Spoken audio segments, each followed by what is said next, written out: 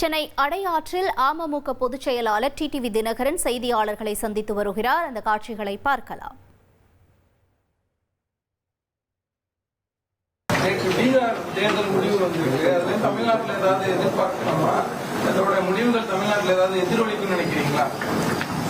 North இந்தியாவில் பீகார் தேர்தலுக்கும் தமிழ்நாட்டுக்கும் என்ன அதோடைய முடிவுகள் ஒன்று தமிழ்நாட்டில் எதிரொலிக்குன்னு நான் நம்பல.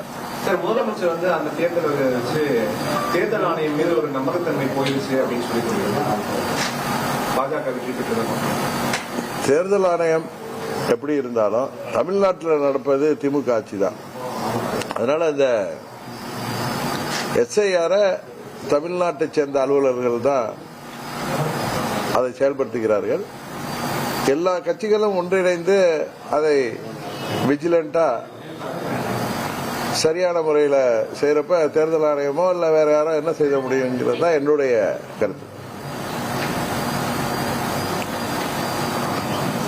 கடைசியா நீங்க செங்கோட்டையன் சார்லாம் சந்திச்சு பேசிருந்தீங்க. அதுக்கப்புறமா இந்த சந்திப்போ இல்ல தொடர்ந்து பேச்சுவார்த்தையோ இருக்கிற மாதிரியான செயல்முறைகள் வெளியில தெரியல.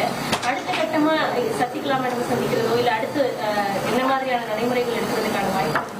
நாங்கள் தொலைபேசியில் ஒருத்தரோட தொடர்பில் தான் இருக்கோம். அடுத்த கட்ட நடவடிக்கைகள் சம்பந்தமாக பேசிக்கொண்டுதான் இருக்கோம். அது நீங்க அது முடிவுக்கு வந்த பின்பு சொல்றோம். ஏற்கனவே இப்போ தேர்தல் கேட்கிற மாதிரி பேசிட்டு இருக்காங்க. பாஜக ஒரு பலம் சேர்க்கணும் அப்படின்னு சொல்லி அவங்க எதிர்பார்த்துட்டு இருக்காங்க. திமுக இப்ப பலமாயிட்டு இருக்கு அப்படின்ற ஒரு பேச்சும் இருக்கு.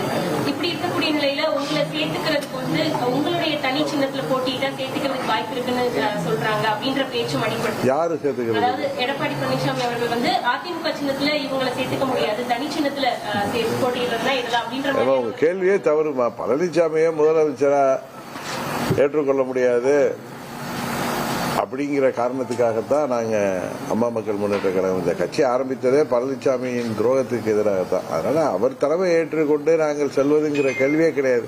நீங்க தேவையில்லாம அவர் சேர்த்துக்கணுங்கிறத தாண்டி நாங்க சேரவே விரும்பல. அதனால அது அந்த கேள்வியே தேவையில்லைன்னு நினைக்கிறேன். தேர்தல் நெருங்குது, உங்களோட முடிவு எப்படி சார் இருக்க போகுது? ஏன்னா கால போற போக்குல சொல்லதான் சொல்லிருக்கீங்க. வெயிட் பண்ணுங்க, இன்னும் காலம் இருக்கு. உறுதியாக நாங்கள் எங்களோடு சில கூட்டணி கட்சிகளை சேர்ந்தவர்கள் பேசிக் கொண்டிருக்கிறார்கள். அது முடிச்சிடறேன். எல்லாம் எனக்கு தெரிஞ்சு டிசம்பர்லயோ ஜனவரியிலயோ ஒரு முடிவுக்கு வந்து விடுவோம். சில பேர் நான் ஊடகங்கள்ல பாக்குறப்ப டிபேட்ல டிடிவி தினகரன் தான் தாவேகா கூட்டணிக்கு முயற்சி செய்து கொண்டிருக்கிறார் அப்படின்னா அவங்களுடைய மன ஆசைக்கு பேசுகிறேன். அது உண்மை இல்லை. நான் பல முறை சொல்லியிருக்கேன், நாங்கள் எந்த முடிவும் எடுக்கவில்லை. கூட்டணிக்காக அவர்கள் கூட்டணிக்கு வர வேண்டும் என்று சில கட்சிகள் எங்களோடு பேசிக் கொண்டிருப்பது உண்மை. ஆனால் எந்த கட்சி எது என்பதை நான் இப்போது சொல்வது நாகரிகமாக இருக்காது. ஆனால் கூட்டணி ஒரு முடிவுக்கு வந்த பிறகு சொல்வதுதான் நன்றாக இருக்கும் என்று நினைக்கிறேன். அதுபோல நான் எந்த கட்சியும் நான் போய் தேடி பேசவில்லை. பேச வேண்டிய அவசியமும் அம்மா மக்கள் முன்னேற்ற கழகத்திற்கு இல்லை என்பதை அது போன்ற ஆசையில் பேசுபவர்களுக்கு நான் சொல்லிக்கொள்ள விரும்புகிறேன். காரணம், அம்மா மக்கள் முன்னேற்ற கழகத்தை தவிர்த்துவிட்டு எந்த ஒரு கூட்டணியும் ஆட்சிக்கு வர முடியாது என்கிற நிலைதான் இன்றைக்கு தமிழ்நாட்டில் இருக்கு. தமிழக வெற்றி கழகம் திமுக பாஜக ரெண்டு கட்சியை தவிர யார் வேணாலும் சேரலாம் அது அவங்க சொல்லியிருக்காங்க. நான் பார்த்தேன் தொலைக்காட்சியில. பட் என்னோட யார் பேசிக் கொண்டிருக்கிறார்கள், எந்த கட்சி பேசிக் கொண்டிருக்கிறது என்பதை இந்த நேரத்தில் சொல்வது நாகரிகமாக இருக்காது. ஏன்னா தேர்தல் கூட்டணி முடிவுக்கு வந்த பிறகு சொன்னால்தான் சரியாக இருக்கும்.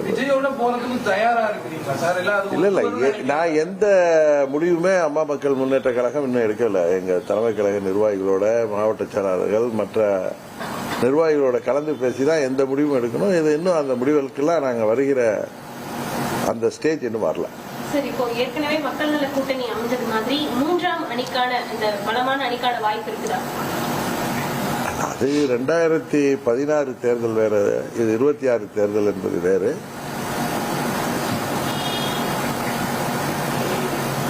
இதில் ஆளுங்கட்சி கூட்டணிக்கும் தாவேகா கூட்டணிக்கும் தான் கடுமையான போட்டி இருக்குன்னு நான் நினைக்கிறேன். ஏன்னா அது நான் ஏதோ அந்த கூட்டணிக்கு போறதுக்காகவோ அதுக்கு சமீட்சைக்காகவோ நான் பேசல. ஒரு குடிமகனா நாட்டு நிலவரங்களை பார்க்கிறப்பையும் ஊடகத்துறையில் உள்ள நண்பர்கள், சர்வே எடுப்பவர்கள்லாம் சொல்வதை வைத்து நான் ஒரு நடுநிலையாக நின்று அந்த கருத்தை சொல்றேன். அதுக்காக உடனே தாவக்காக்கு ஒரு கூட்டணி போறதுக்காக சமீட்சை கொடுக்கிறார் அப்படிலாம் கிடையாது. யதார்த்தத்தை சொல்றது உங்களுக்கும் தெரியும்.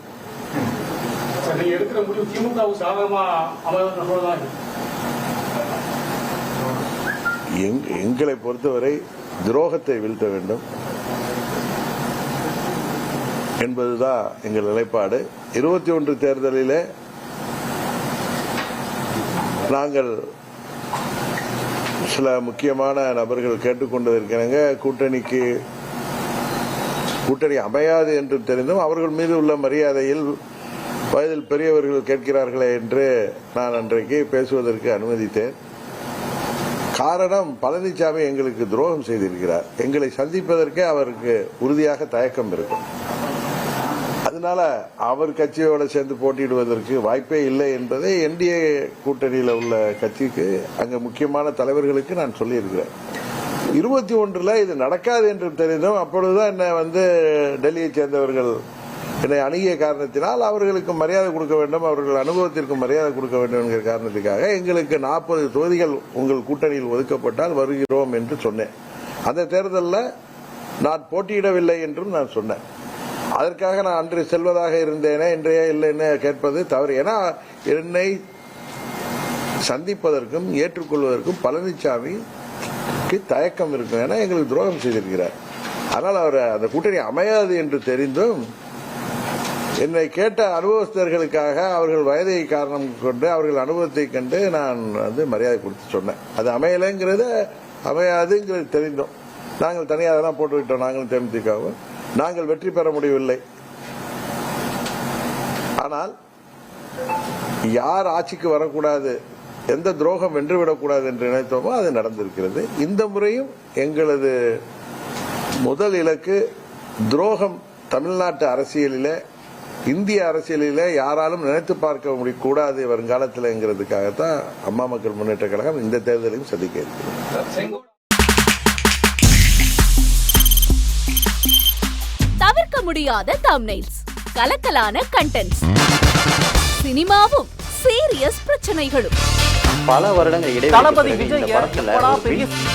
கலகலப்பும் கைகலப்பும்,